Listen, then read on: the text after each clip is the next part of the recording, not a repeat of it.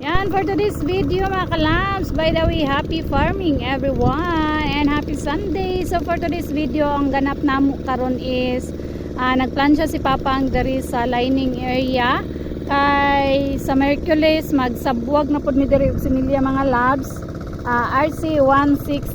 So sa karon mao ni iyahan ang ginapatag mga kalabs, mano-mano nga pagpatag. Ayan, di kita kaduol kay wala tayagian ang pilapil na pilapilan na.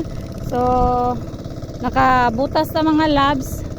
So mao na nga tanaw ra gyud diri sa layo ni Papang. O ayan, mano-mano nga pagplansa para pantay kaayo ang yuta ang atong tanuman ug similya mga kalabs. So yan.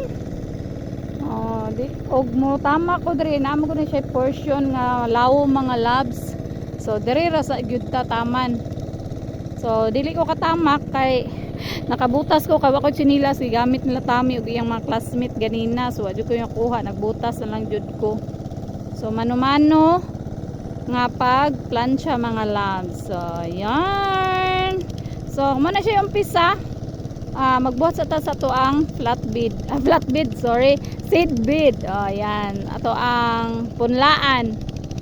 Ayan.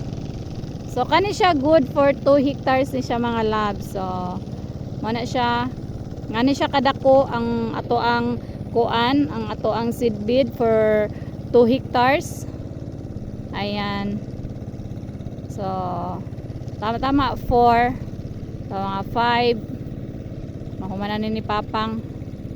So gahapon whole day siya nagplat. Karon na pod diri siya nagplansa. Gina before na nangadto mi sa simba, kuan po rin siya ganina, tawag ani na milapil. So time is gold.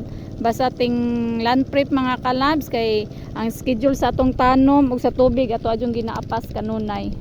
So di ta pwede magpaiwit. Di po ta ingon nga naguna na, nagsabay ra gyud ta sa tanan. So yarn, happy farming mga labs. Yan. Thank you for watching. Love.